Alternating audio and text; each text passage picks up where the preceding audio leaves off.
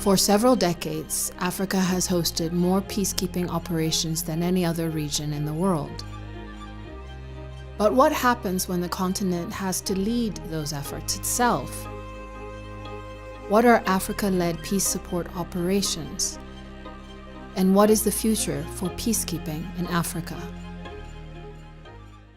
Hi, I'm Angela Mavumba Selstrom from the Nordic Africa Institute, and I'm here in Addis Ababa, Ethiopia, with Tefesehet Hailu from Amani Africa. We're here to find out what African-led peacekeeping missions look like, how they can resolve the current conflict situations, and how they could evolve. We're here at the AU headquarters. We're actually right outside the Political Affairs, Peace and Security Department. We're here to talk with Adebayo Karim, who is the coordinator for the compliance unit within the Peace Support Operations Division. If you look at the continent of Africa, look at where we are in the Horn of Africa, you would notice that the activities of the Al-Shabaab in Somalia, look at what happens in the DRC in Goma, look at the Sahel. So the continent, unfortunately, continue to be ravaged by these international conflict. Many of the UN missions in the continent, in Mali, in some other part of the continent, you find that given the way they were configured, they were not able to react to the demand of the particular theaters that they were in. AU, on the other hand, we can use force, and theoretically, we don't need the consent to go into a particular country. If you may remember, our Constitutive Act actually has allow us to actually make intervention if certain parameters are met. We are much more configured to confront asymmetric tactics than the UN are. But this kind of mandate comes at a price. When the UN left Somalia, we must not forget that country then became a no man's land and affecting international global commerce with piracy in the Red Sea. So African Union was then asked to come in. Now it was a very deadly theater to go into, and we were able to bring stability into that country. But in doing so, we lost and continue to lose quite a lot of our young Africans. Like I said before, no UN mission can sustain the amount of people that we have lost in that theater. So you could say the readiness to commit people and the willingness to die for a cause is actually the African leadership actually committing to that. That is why if you look at our missions, we have probably suffered more casualties and fatalities in Somalia alone than the UN had suffered in the more than 70 years of existence. For me, what stood out the most was how many troops died in only the AU mission in Somalia compared to the UN mission. It's clear how much the world has changed since the golden era of peacekeeping in the 1990s. In order to better understand the challenges that have been addressed and those that remain, it's helpful to get some insight to the historical background of peacekeeping and to conflicts more generally. Few people are better placed to provide this perspective than Vasu Gounden, founder and executive director of the African Center for the Constructive Resolution of Disputes, also known as ACCORD. Traditional peacekeeping evolved in an interstate conflict paradigm to bring peace between two states and keep the peace. Two states accountable to the United Nations, they follow the rules of war, the Geneva Convention. As conflicts became increasingly transnational and economically sustained, the traditional peacekeeping model, built around mediation between clearly defined parties, began to lose relevance in many contexts.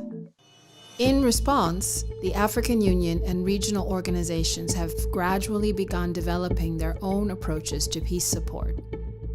One of the earliest examples of a regional African force intervening militarily was the ECOMOG mission, created to stop the civil war in Liberia and Sierra Leone.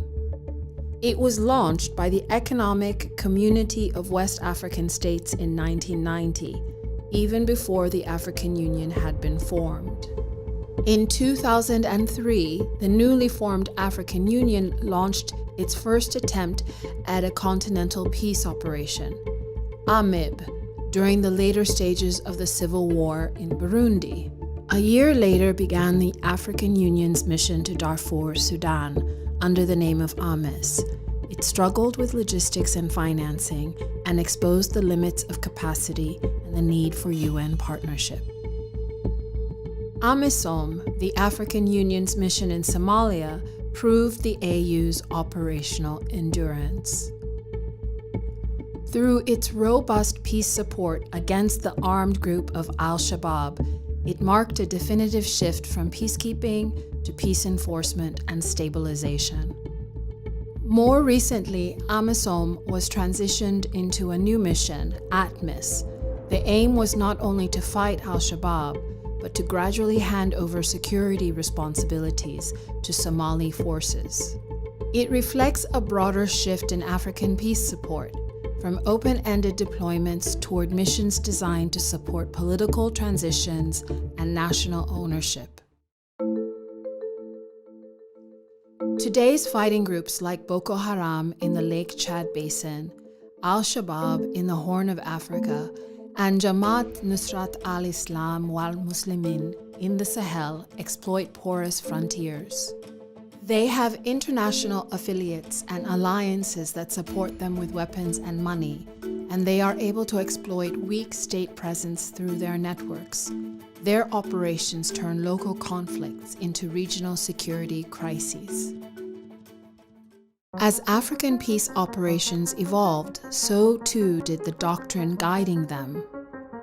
The African Union refers to these missions as peace support operations, a broader concept than traditional peacekeeping.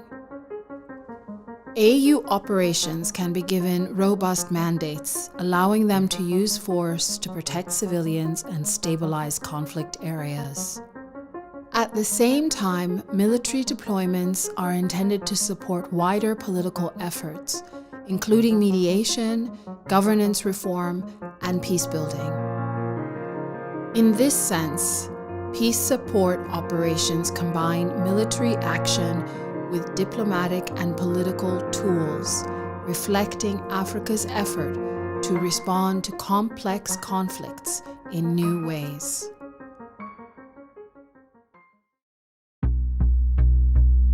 So what does Africa-led peace support actually mean?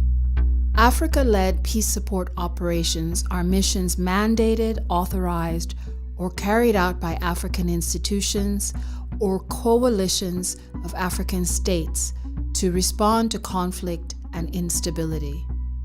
Some are led directly by the African Union, others by regional organizations. But in practice, Africa-led peace support also means something more. The ability to have a sense of ownership in a mandate and having to work with member states to be able to shape the mandate of a mission, to be able to understand the context and the environment on the continent to be able to deploy a mission. The ability to also understand a nuanced context for a specific country and then to determine how it would actually deploy a mission and develop a mandate around it.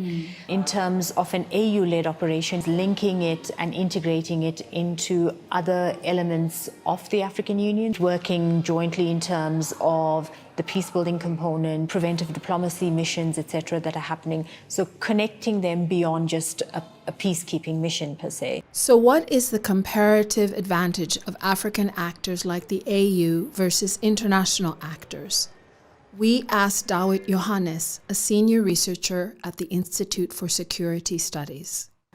African regional actors and continental actors, they know the terrain, let's say the political intricacies and the political context of most of the continent. But we also have to be very careful in terms of not to have this generalized notions that one actor is more legitimate than the others in the broader sense.